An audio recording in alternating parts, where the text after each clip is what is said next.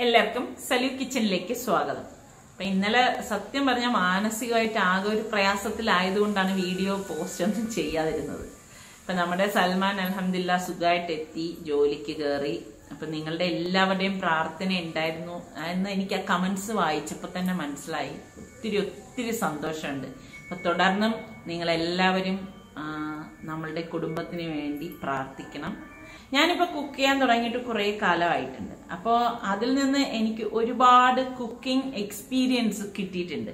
അതായത് കുറെ നമ്മൾ ഈ കുക്ക് ചെയ്ത് വരുമ്പോ തന്നെ അതിൽ കുറെ നുറുങ്ങുകൾ നമുക്ക് കിട്ടും. അപ്പൊ അങ്ങനെയുള്ള നുറുങ്ങുകളൊക്കെ ഞാൻ ഇതിനു മുൻപ് നിങ്ങളെടുത്ത് കുറച്ചൊക്കെ പോസ്റ്റ് ചെയ്തിട്ടുണ്ടായിരുന്നു.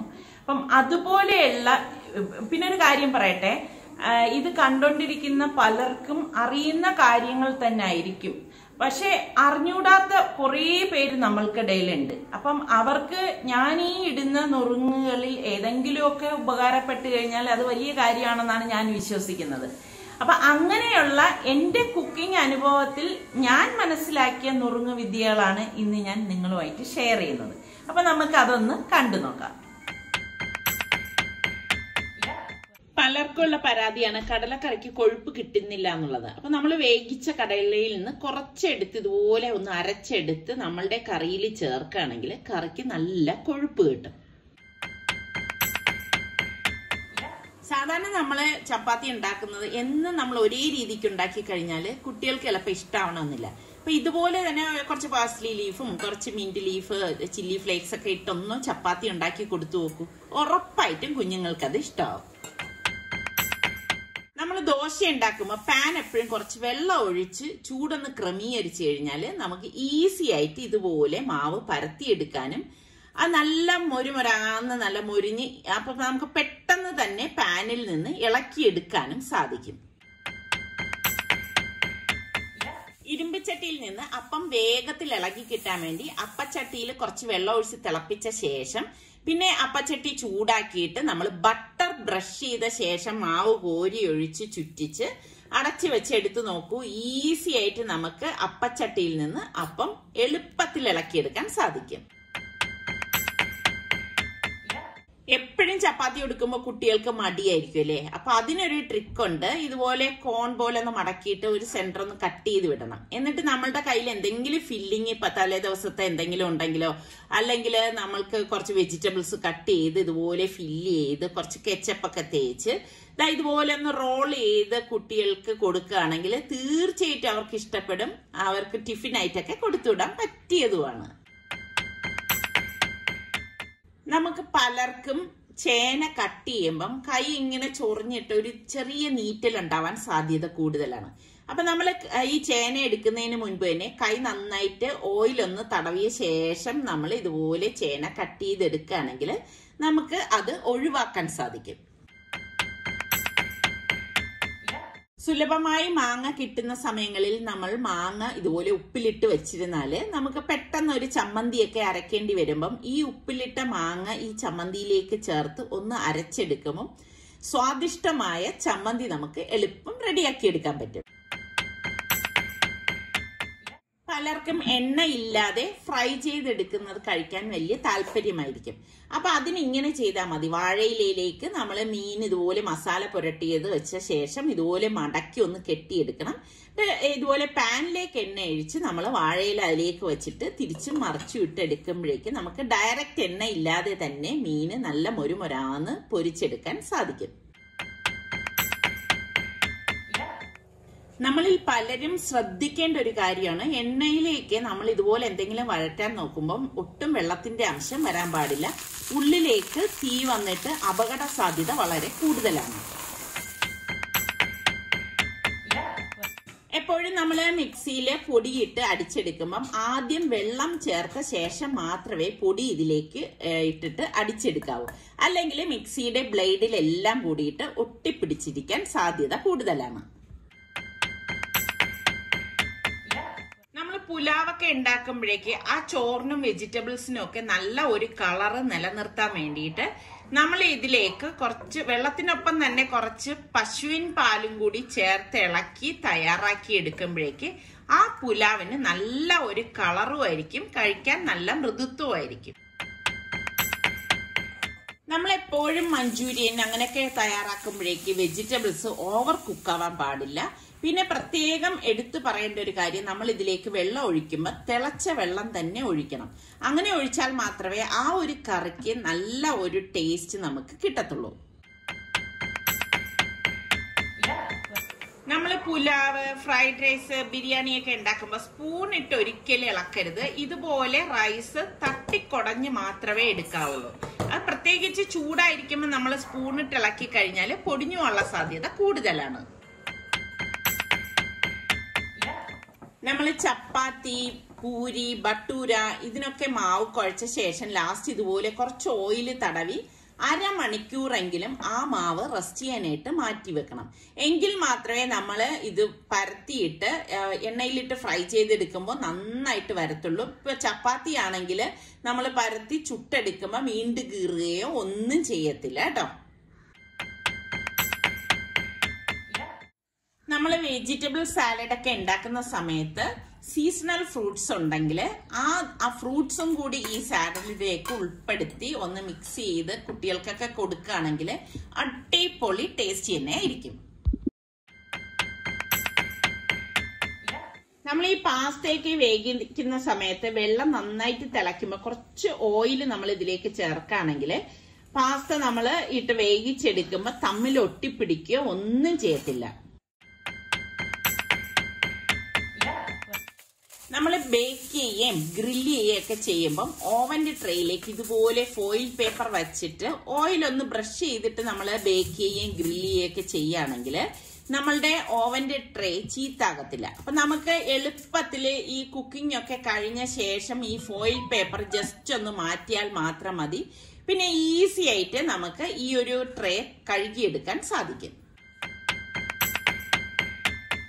നമ്മൾ ഗ്യാസ് സ്റ്റോപ്പിലാണ് ഇത് ബേക്ക് ചെയ്യുന്ന പോലെ എടുക്കുകയാണെങ്കിൽ അടിയിലൊരു പാൻ വെച്ചിട്ട് റെഡിയാക്കുകയാണെങ്കിൽ ഇത് അടിക്ക് പിടിക്കത്തില്ല.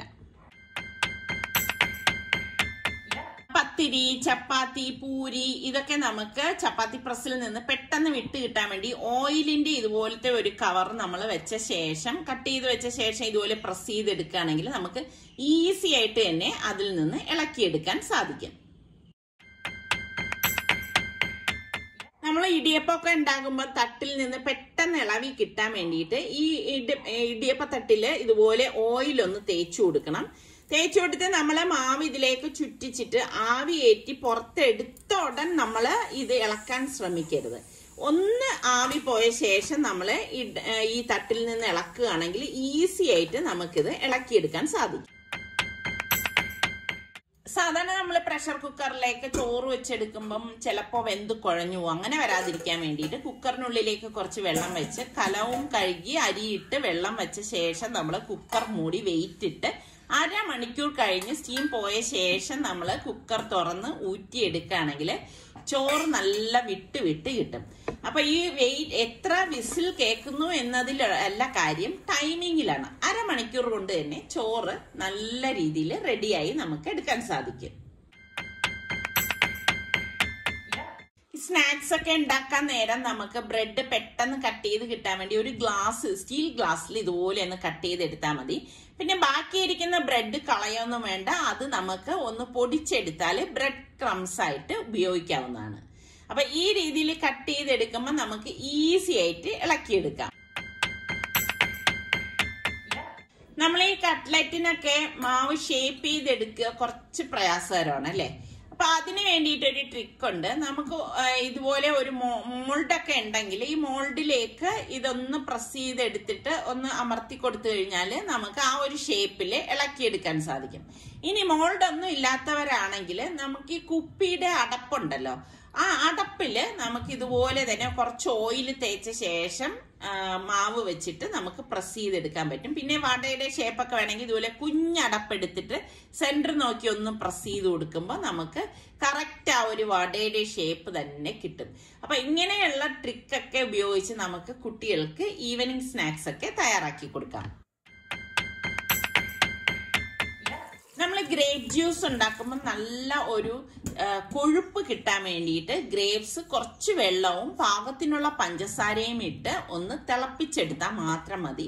തിളപ്പിച്ച് തണുപ്പിച്ച ശേഷം നന്നായിട്ടൊന്ന് മിക്സിയിൽ അരച്ചിട്ട് ഇത് നമ്മൾ അരിപ്പേ കൂടി അരിച്ചെടുക്കുമ്പോൾ നല്ല തിക്കായിട്ടുള്ള ജ്യൂസ് നമുക്ക് റെഡിയാണ്. കുട്ടികളൊക്കെ സ്കൂളിൽ നിന്ന് വരുന്ന സമയത്ത് നമുക്ക് മൊരുമൊരാന്നുള്ള സ്നാക്സ് ഒക്കെ റെഡിയാക്കി എടുക്കാം, പ്രത്യേകിച്ച് കട്ട്ലറ്റ് പോലുള്ളത്. അപ്പം നമ്മൾക്ക് സമയം കിട്ടുന്ന അനുസരിച്ച് നമുക്ക് ഇത് ഫില്ലിംഗ് ഒക്കെ വെച്ച് മാവിൽ കോട്ട് ചെയ്ത് ബ്രെഡ് ക്രംസിൽ ഇതുപോലെ ഒന്ന് കോട്ട് ചെയ്തെടുത്ത ശേഷം നമ്മൾ ഇത് കണ്ടെയ്നറിലാക്കി കുറഞ്ഞത് ഒരു അരമണിക്കൂറെങ്കിലും വെച്ച ശേഷം ഫ്രൈ ചെയ്തെടുക്കുകയാണെങ്കിൽ നല്ല മൊരുമൊരുപ്പ് കിട്ടും. ഇഞ്ചി വെളുത്തുള്ളി പേസ്റ്റ് ഒക്കെ നമ്മൾ പരന്ന പാത്രത്തിലാക്കിയ ശേഷം ഫ്രീസറിൽ വെച്ച് ഇതുപോലെ സെറ്റ് ആവുമ്പോൾ നമുക്ക് ആവശ്യത്തിന് അനുസരിച്ചുള്ള ആകൃതിയിൽ ഇതൊന്ന് കട്ട് ചെയ്തെടുത്തു കഴിഞ്ഞാൽ നമ്മൾ ചെറിയ ചെറിയ സിപ്ലോ കവറിൽ 2 or 3 കവറിലാക്കി വെക്കുകയാണെങ്കിൽ നമുക്ക് ഓരോ കവർ എടുക്കുമ്പോൾ മറ്റത് ചീത്താവാതെ തന്നെ എടുക്കാൻ സാധിക്കും. ഒറ്റ ദിവസം കൊണ്ട് മൺചട്ടി പഴക്കണമെങ്കിൽ ഒരു ട്രിക്ക് ഉണ്ട്. കുറച്ച് കടലമാവ് മൺചട്ടിയിലേക്ക് ഇട്ടിട്ട് നന്നായിട്ട് ആദ്യം ഒന്ന് തേച്ച് കഴുകി എടുക്കണം. നല്ലതുപോലെ എല്ലാ വശങ്ങളിലും ഇതൊന്ന് തേച്ച് കഴുകി വൃത്തിയാക്കിയ ശേഷം കുറച്ചധികം പുളി, വാളംപുളി ഉണ്ടല്ലോ, അത് ഇതുപോലെ എടുക്കണം. കുറച്ചധികം വേണം. പിന്നെ തേയിലപ്പൊടിയും കൂടി ഇതുപോലെ കുറച്ചധികം ഇട്ട് കൊടുക്കണം. അതിനുശേഷം നല്ല തിളച്ച വെള്ളം ഈ ചട്ടിയിലേക്ക് ഒഴിച്ചിട്ട് ഗ്യാസ് ഓൺ ചെയ്ത് വെച്ചിട്ട് ഒന്ന് ഇളക്കി ഈ ഒരു വെള്ളം നമ്മളൊന്ന് വറ്റിച്ചെടുക്കണം. ഇതുപോലെ ലോ ഫ്ലെയിമിൽ വെച്ചിട്ട് വേണം വറ്റിച്ചെടുത്ത് കഴുകിയെടുക്കുമ്പോൾ നമ്മളുടെ മൺചട്ടി സൂപ്പറായിട്ട് മയങ്ങിയിട്ടുണ്ടാവും. നമ്മളെപ്പോഴും കറികളൊക്കെ ഉണ്ടാക്കുമ്പോഴേക്ക് താളിച്ചിടുമല്ലോ. അപ്പോൾ ആ കറികൾ താളിപ്പ് കാണുമ്പോൾ തന്നെ ഒരു പ്രത്യേക ഭംഗിയാണ്. അതിന് ഒരു 1/4 ടീസ്പൂൺ മുളക് പൊടിയുടെ ലാസ്റ്റ് ചേർത്തിട്ട് കറിയിലേക്ക് ചേർക്കുകയാണെങ്കിൽ ആ കറിക്ക് നല്ല ഒരു കളർ നമുക്ക് കിട്ടും. നമ്മൾ ദോശയ്ക്കൊക്കെ ആട്ടുമ്പോഴേക്ക് അരിക്കും ഉഴുന്നിനും ഒപ്പം കുറച്ച് ഉലുവ കൂടി ചേർത്ത് കഴിഞ്ഞാൽ ആ ദോശയ്ക്ക് നല്ല മൊരുമൊരുപ്പും കളറും ആയിരിക്കും. നമ്മൾ തക്കാളിയുടെ ഈ തോല് മാറ്റിയിട്ടുള്ള ചില കറികളുണ്ട്. അപ്പൊ അതിന് എളുപ്പത്തിൽ തോലൂരാൻ വേണ്ടി തക്കാളിയുടെ മുകൾ ഭാഗത്ത് ഇതുപോലെ ക്രോസിന് കട്ട് ചെയ്ത ശേഷം തിളച്ച വെള്ളം ഒഴിച്ച് ഒന്ന് ചൂടാക്കി എടുത്താൽ മതി. പെട്ടെന്ന് നമുക്ക് ഈ തക്കാളിയിൽ നിന്ന് നമുക്ക് തോല് ഊരിയെടുക്കാൻ സാധിക്കും. അപ്പൊ ഇതുവരെയുള്ള നുറുങ്ങുകളൊക്കെ നിങ്ങൾ കണ്ടല്ലോ. അപ്പൊ ഇതുകൊണ്ടൊന്നും അവസാനിക്കുന്നില്ല. അപ്പൊ നിങ്ങൾക്ക് ഇതിൽ ഏതാണ് ഇഷ്ടപ്പെട്ടതെന്ന് കൂടി ഒന്ന് കമന്റ് ചെയ്താൽ വളരെ ഉപകാരമായി.